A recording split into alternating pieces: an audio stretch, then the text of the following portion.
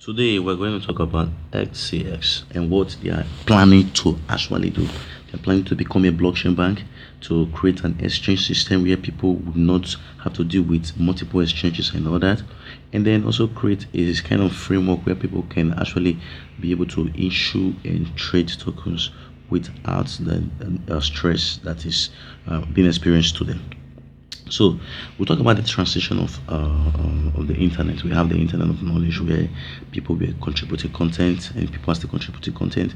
We have bloggers who are producing text, vloggers, videos. We have those who are doing podcasts through voice. We have those who are doing images.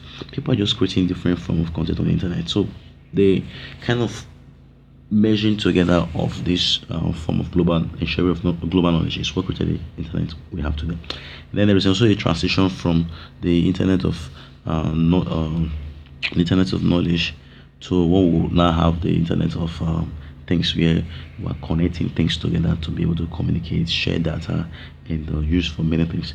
So that gives rise to the next thing we have, which is called the internet of value. So the internet of value is something that's actually unique. It's called a blockchain, the tech that is actually behind Bitcoin creation and all that. So, what is the value? There is the aim is to actually create something that can actually benefit every single person. So, it all started when an individual said, let's do away with the digital forms of the normal forms of money, and let's create something that is peer-to-peer. People can actually know, evaluate, and make a rewards from. And it's also what created blockchain. So the thing has transcended Bitcoin. We now have Ethereum, and we have other protocol system and all that. Now, money is not new to everybody. Money has been there since the beginning of times. There has been an evolution of money from trade by barter to paper money to coins and all that. Now we're talking about digital forms of payments. When you go to nations like China and you want to pay with cash, you are being looked upon like a person who lives in the days of my grandmother. Everybody's using digital forms of payment now. Even in China, they are trying to bring systems where you come up and then you don't need to even bring phone. You don't need to bring anything. The machine just scans your face. You go into a mall and you are allowed to enter based on your face. You pick whatever you want to pick. You pay and you go. And that's when the next thing we'll talk about cryptocurrencies. So what are cryptocurrencies? Cryptocurrencies are basically currencies that are built on code. There is nobody that is controlling them. There is nobody that is controlling their emission. There's nobody that can seek them. There's nobody that can dictate how they will be sent to the receiver and all that. So we have different forms of cryptocurrency. We have the Bitcoin and the many likes of it. And that gives rise to what can be done on the blockchain, which is called tokenization. What is tokenization? Tokenization is trying to make everything digital. There's rights, there is anything. Just let's tokenize it. There is a land, let's tokenize it. Here's a piece of property, let's tokenize it. So this is an image from Coin Telegraph. When you look at the entire crypto, this is the entire crypto landscape. There is the issue of insurance.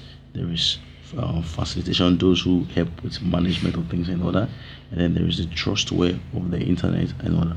So when you look at the whole system, there need to be a framework, whether it's those who insure, whether it's those who do the facilitation, whether it's those who do the trustware. There should be a way where there is a regulation so that people are not be scammed and people don't do and get away with a lot of things. And that talks about the need for a blockchain bank. Currently, there are strained relationships between most of the crypto banks. Like there was a time, some of the banks that were supporting Coinbase said they will not be supporting Coinbase again, and there were payments platforms that said they will not be supporting. So there is a need for a blockchain platform. Now, when you look at the whole crypto stuff, you talk about some of the barriers that are there to institutional adoption of crypto platforms. One of them is the issue of lack of custodian solutions. There is no good platforms or regulatory platforms there to actually help people with the custody of these platforms. And that thing again has to do with the existing exchange landscape. There are too many. Number one, there is regulatory uncertainties and all that. Then we talk about the issues of stable coins and all that. Stable coins are kind of coins that help put a value of a currency in a stable way. So like Tecta, for example, will have one-to-one the US dollars. I know that, but there are concerns. I know that. They also talk about the issue of lack of regulation. Many exchanges can just wake up today and say, "Well, something actually happened, then we hacked, and nobody is responsible for anything," and that is very bad. So these are some of the institutional grade demands for crypto assets. These are some of the things, the roadblocks, and these are the demands. They want something like custody, they want compliance, they want security, they want kind of reliable data, they want some form of stability. There has to be need to be client service, and then the need for liquidity. And that leads us to LCS. So what is LCS all about? There is the LCS terminal, there is the LCS asset, there is the LCS bank, there is the LCS protocol, there is the LCS vote, then there is the LCS exchange, of which we will talk about each of them one by one. So what is the main aim of the LCS bank? The main aim of the LCS bank is actually to create a banking platform that can actually serve private individual needs and then corporate individual needs. So private individual needs or public individual needs, whether the stuff is crypto related or the stuff is just personal stuff or non-crypto related. Then the next thing has to do with LCS terminal. So the LCS terminal is a kind of platform that aggregates up to 10 exchanges, where you have exchange accounts. In all these accounts, you can take this platform and then you trade with them.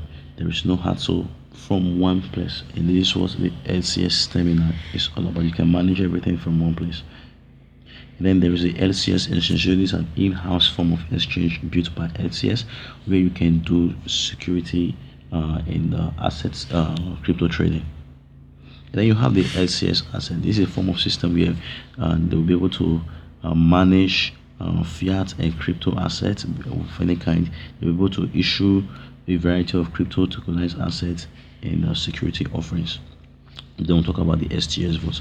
This is something they actually need in the industry, kind of industry grade custodian solution. So the LCS vote will be built using things like programmable governance, multi-signature, and hardware security modules, and all the stuffs. Then the last we'll talk about the LCS protocol. So what is the LCS protocol about? It's a kind of decentralized protocol where people can be able to issue and trade security tokens on the blockchain on the fly.